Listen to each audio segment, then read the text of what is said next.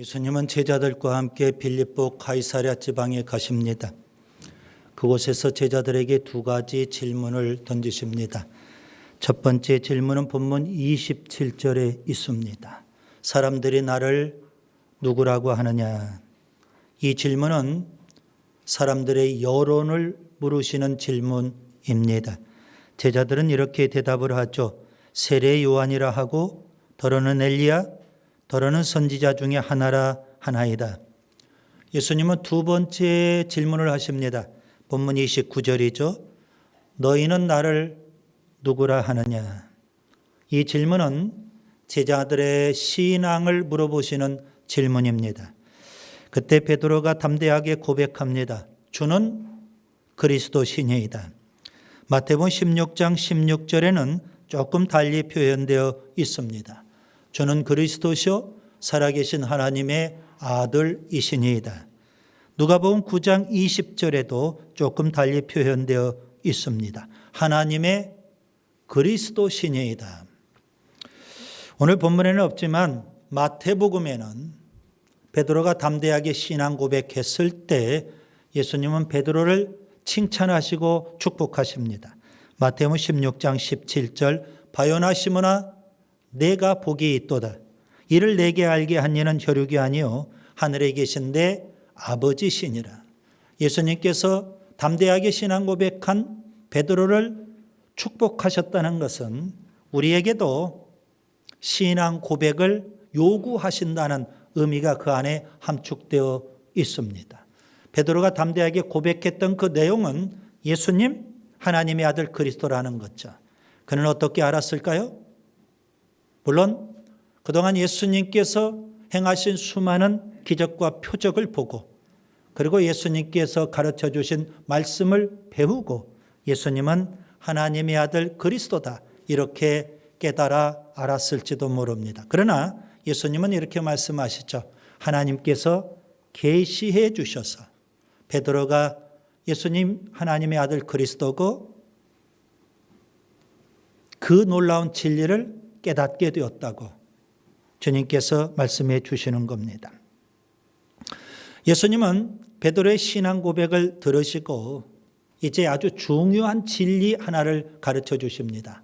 십자가의 죽음과 부활이라는 진리입니다. 본문 31절을 보세요. 인자가 많은 고난을 받고 장로들과 대제사장들과 서기관들에게 버림받아 죽임을 당하고 사흘 만에 살아나야 할 것을 비로소 그들에게 가르치시되. 예수님의 이 말씀은 무슨 의미일까요? 여러분 지난 시간에도 말씀드린 대로 그 당시 모든 유대인들이 메시아 대망 사상을 갖고 있었습니다. 신앙 고백했던 베드로뿐만 아니라 예수님의 제자들도 다 메시아 대망 사상을 갖고 있었던 겁니다.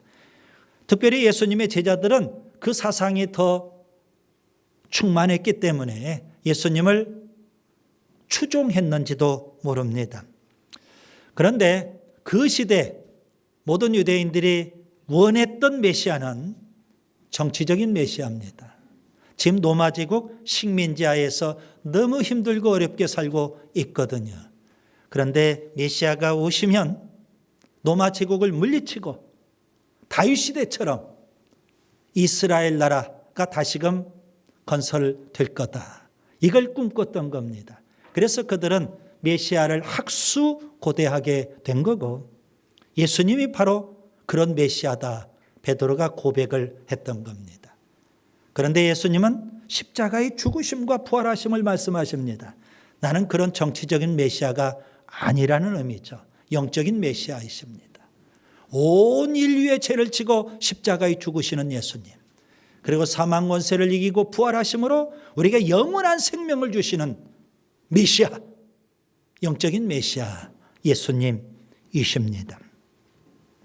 그런데 베드로는 예수님을 메시아 그리스도라고 고백했지만 예수님께서 십자가에 죽으신다는 그 말씀 도대체 이해할 수도 없고 납득도 안 되고 받아들일 수 없는 겁니다. 그래서 그는 예수님을 붙들고 항변합니다. 예수님 도대체 메시아이신데 십자가에 죽으시다뇨. 이해할 수 없다는 겁니다. 그럴 수 없다는 겁니다. 마태복음 16장 22절 베드로가 이렇게 항변합니다. 주여 그리 마옵소서. 이 일이 결코 죽게 미치지 아니하리이다. 예수님 절대 죽으실 수 없다는 의미죠. 예수님은 그런 베드로를 책망하십니다. 본문 33절 사탄아 물러가라. 마태복음 16장 23절에는 이렇게 말씀하십니다. 사탄아 내 뒤로 물러가라. 너는 나를 넘어지게 하는 자로다. 여러분 예수님의 말씀은 굉장히 충격적입니다. 베드로를 가리켜서 사탄이라고 표현하지 않으십니까? 예수님의 입장이 아주 단호하시죠. 그래서 예수님은 베드로를 그냥 간단하게 책망하고 끝나시는 게 아닙니다. 아주 냉정하게 베드로를 아주 혹되게 그렇게 책망을 하시고 베드로를 물리치시는 겁니다. 조금 전에는 베드로가 신앙 고백을 했어요. 그래서 예수님은 축복해 주시는 거 아닙니까? 그런데 이제는요. 예수님은 베드로를 아주 냉정하게 내치시는 겁니다. 베드로의 입장에서는요. 졸지에 사탄의 앞잡이가 되고 말았던 겁니다. 지난 시간 잠시 말씀드린 대로 베드로의 입술은 신앙적인데요. 베드로의 행동은 마귀적입니다. 그런데 여러분 베드로만 어찌 그럴까요? 많은 사람들이 입술로는 신앙적인데 행동은 마귀적일 수 있습니다. 오늘 설교 제목을 보세요. 신앙적 언어, 마귀적 행동. 베드로만 그렇다면 안심이 돼요. 그런데 베드로만 그런 것은 아닐 거예요. 왜요? 예수님은 산상설교에서 이런 말씀을 하셨거든요. 그것도 마지막 날 예수님의 심판대 앞에서 벌어지는 일을 예수님이 말씀하셔요. 마태복음 7장 21절 나더러 주여 주여 하는 자마다 다 천국에 들어갈 것이 아니요 다만 하늘에 계신 내 아버지의 뜻대로 행하는 자라야 들어가리라. 그날에 한두 사람도 아니에요. 많은 사람들이 그 예수님의 심판대 앞에서 이렇게 말씀을 드릴 거예요. 주여 주여 우리가 주의 이름으로 선지자 노릇하며 주의 이름으로 귀신을 쫓아내며 주의 이름으로 많은 권능을 행하지 아니하였나이까? 그렇게 말한다는 겁니다. 그런데 예수님은 그들을 향해서 잘했다, 수고했다, 착하고 충성된 종들아 그렇게 칭찬하시지 않습니다. 마태복음 7장 23절에 예수님은 이렇게 말씀하시죠. 내가 너희를 도무지 알지 못하니 불법을 행하는 자들아 내게서 떠나가라. 여러분 마지막 주님의 심판대 앞에서 주님으로부터 쫓겨나면 어디로 가는 겁니까? 지옥의 형벌 아니겠습니까? 그들은 보통 사람이 아닙니다. 그들은 한두 사람이 아닙니다. 그들은 선지자 노릇했어요. 귀신을 쫓아냈어요. 많은 권능을 행했어요. 한두 사람도 아니고 많은 사람들이 그것도 자기 이름으로 한 것도 아니에요. 주의 이름으로 주의 이름으로 주의 이름으로 그 일들을 했어요. 그런데 주님은 모른다는 거예요. 그들을 쫓아내버리시는 것 아닙니까? 오늘 설교 제목을 다시금 마음에 깊이 새기시기를 바랍니다. 신앙적 언어, 마귀적 행동.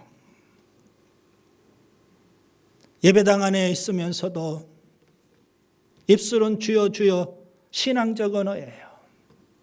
혼자 신앙생활 다 하는 것처럼 그런 사람이 있어요. 그런데 그의 행동을 보면 마귀적이에요. 사람이 볼 때도 그런데 주님이 보실 때는 오죽할까요? 여러분 세상 사람들이 마귀짓 한다면 큰 이해가 돼요. 예배당 밖에 사람이 마귀짓 한다면 그들이 교회를 욕하고 목회자를 욕하고 예수님을 비난하고 세상 권력이 예배당 문을 닫게 하고 예배 못 드리게 그렇게 핍박하고 박해하는 것 그런 마귀짓 다 이해가 돼요. 하나님을 모르고 신앙이 없기 때문에. 그런데 예배당 안에 있는 사람이 예수님의 제자라고 하는 사람이 입술로는 신앙적인데 행동으로 마귀짓한다면 이거 어떻게 납득이 됩니까? 예수님 당시의 바리새인들을 보세요. 그들은 자타가 공인하는 최고의 종교인들이에요. 그들의 종교적인 행위, 그들의 열심, 누가 감히 따라갈 수 있을까요? 그렇게 열심히 종교적인 행위를 해요. 그런데 주님은 그들을 인정하지 않았고요. 그들을 심하게 책망하고요. 심지어 저주하기까지 하십니다. 화 있을진저 의식하는 바리새인들이야. 여러분, 우리 자신을 심각하게 이 시간 돌아보실 수 있기를 바랍니다. 내가 열심히 신앙으로 산다고 하는데 혹시 다른 사람의 눈에, 예수님의 눈에 마귀짓하고 있는 것은 아닌지요. 우리 자신을 심각하게 돌아봐야 할 것 아니겠습니까? 어찌 베드로 한 사람뿐일까요? 산상설교에서 예수님은 분명 많은 사람들이 그럴 거라는데 나는 아니겠지. 물론 아니면 얼마나 좋아요. 예배당 안에 있으면서 마귀짓해서는 안 되는 거 아니겠습니까? 왜 이런 일이 벌어질까요? 왜 입술로는 신앙적인데 행동으로는 마귀짓, 이런 일이 왜 벌어질까요? 세 가지 이유가 있어요. 오늘 본문에서 우리에게 세 가지 이유를 찾아봐야 될 것 같습니다. 첫째, 사람의 일을 생각하기 때문에 그렇습니다. 본문 33절을 보세요. 내가 하나님의 일을 생각하지 아니하고 도리어 사람의 일을 생각하는도다. 우리가 믿는다고 하면서 자꾸 마귀짓하는 이유가 있어요. 그것은 하나님의 일을 생각하지 아니하고 사람의 일을 생각하기 때문에 그래요. 영적으로 생각해야 되는데 육적으로만 생각해요. 여러분, 우리가 마귀짓하지 않으려면 생각이 바뀌어야 돼요. 가치관이 변화가 되어야 돼요. 로마서 8장 5절부터 7절에 육신을 따르는 자는 육신의 일을, 영을 따르는 자는 영의 일을 생각하나니 육신의 생각은 사망이요 영의 생각은 생명과 평안이니라. 육신의 생각은 하나님과 원수가 되나니. 육신적으로 생각하니까 그게 하나님과 원수가 되는 거예요. 육신의 생각은 사망이라고 했어요. 생각이 중요하죠? 가룟 유다를 보세요. 그는 예수님의 제자입니다. 다른 제자들보다도 훨씬 똑똑하고 머리도 잘 돌아가는 제자입니다. 그런데 어느 날 마귀가요, 가룟 유다 마음속에 예수님을 팔려는 생각 하나를 심어줬어요. 예수님에 대해서 서운한 마음을 갖게 됐어요. 오늘 우리 가운데도 그래요. 어느 날 갑자기 목사님 때문에 서운한 게 생겼어요. 교회 때문에 서운한 게 생겼어요. 가룟 유다 마음속에 예수 팔려는 생각을 잠시 넣어줬는데 가룟 유다는 예수님에 대한 이 부정적인 생각을 그냥 품었어요. 그냥 품었다고요. 마귀가 그걸 보고 있어요. 마귀는 가룟 유다 마음속에 심어진 이 예수 팔려는 생각, 부정적인 생각을 거점으로 가룟 유다를 집어삼키고 말았던 겁니다. 생각이 바뀌어야 돼요. 가치관이 바뀌어야 돼요. 하나님의 일을 생각해야 되죠. 여러분, 신앙생활은 내 생각대로, 내 뜻대로, 내 판단대로, 내 의견대로, 내 마음대로 할 수 없는 겁니다.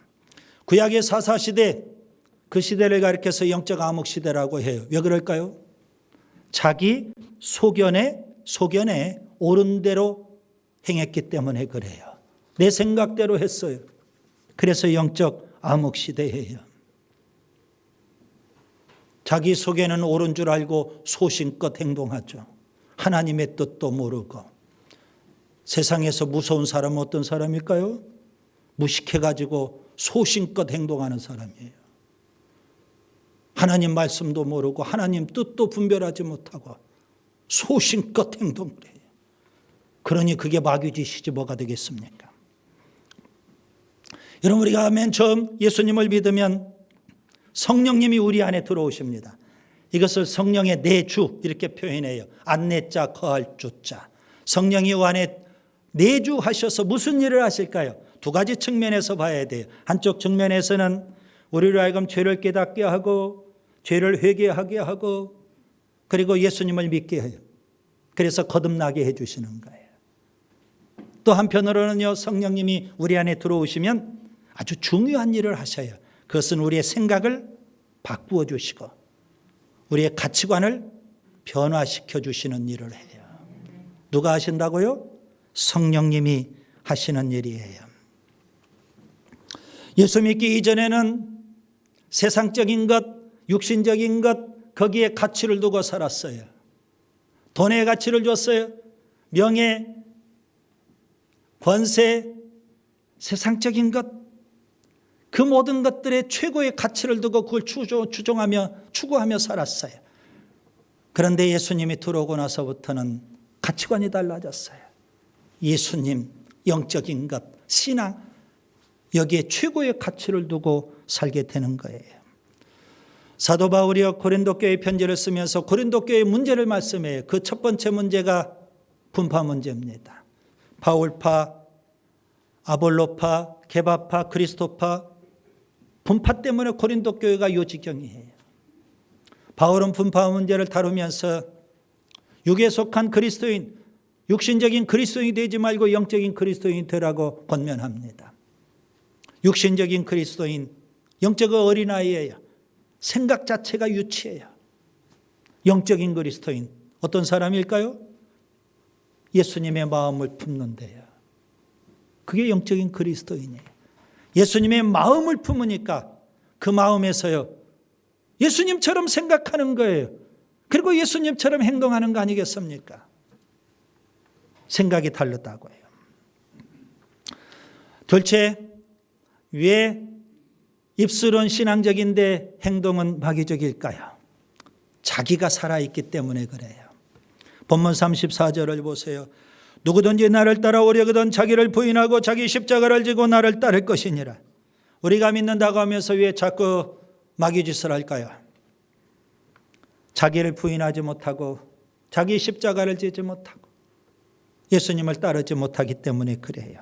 달리 표현하면 자기가 살아있어요.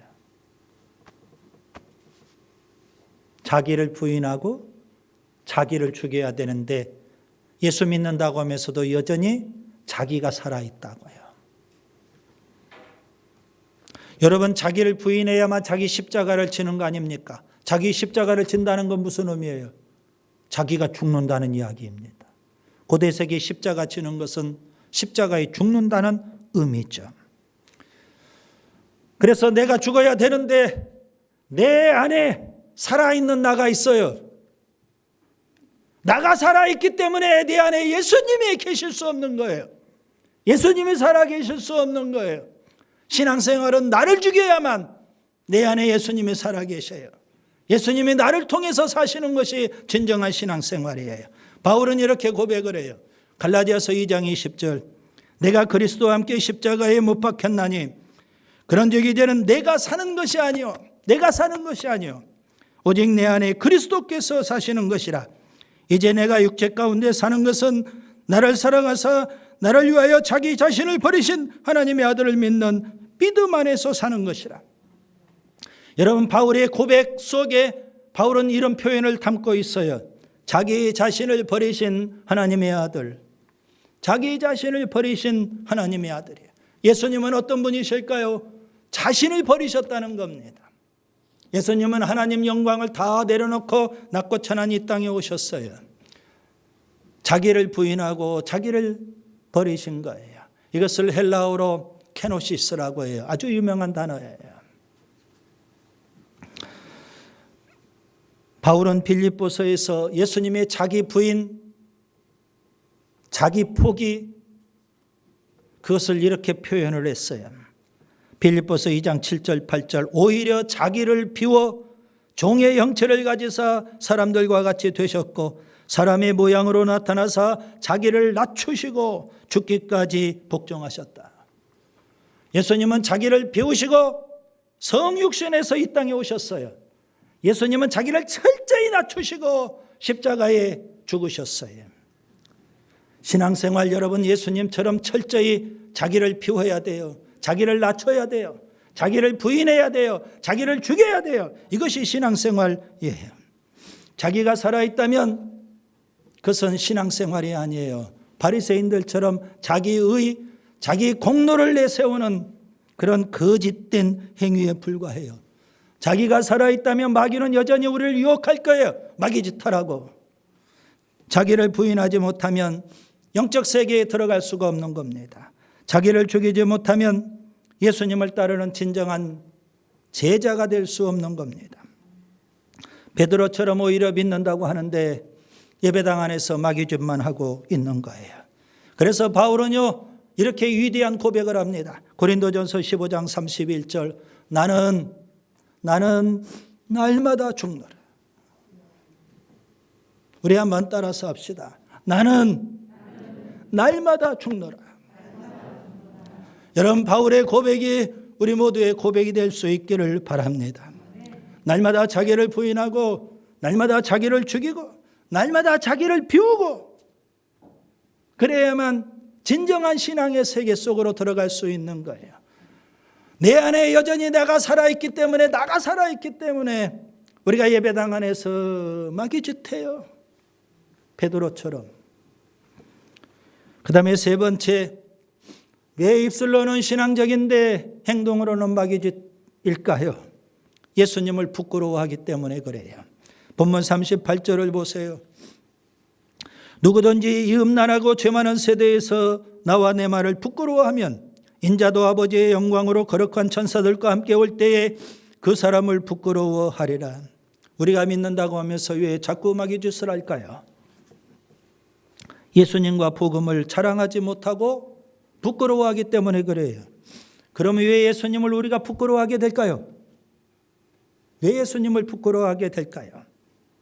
아마도 이럴 거예요. 내가 얼마나 형편없이 사는지, 내가 얼마나 가식적으로 사는지, 내가 얼마나 불경건하게 사는지, 내가 얼마나 세속적으로 사는지, 내가 얼마나 죄짓고 사는지, 내가 얼마나 세상 사람과 똑같이 사는지 누가 알아요? 내가 알아요. 마귀도 알아요. 우리의 이웃도 알아요. 그렇기 때문에 내가 예수 믿는다. 당신도 예수 믿으세요. 그렇게 자랑할 수가 없는 거예요.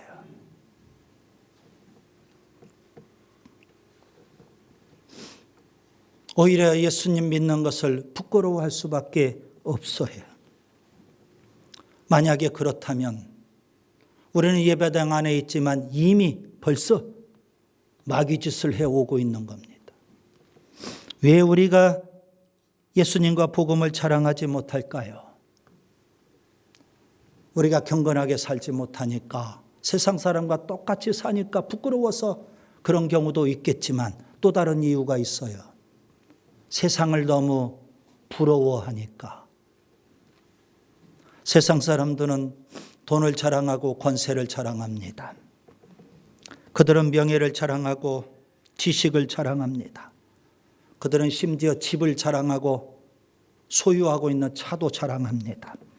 그들은 차고 있는 금은 폐물을 자랑하고 입고 있는 명품을 자랑합니다.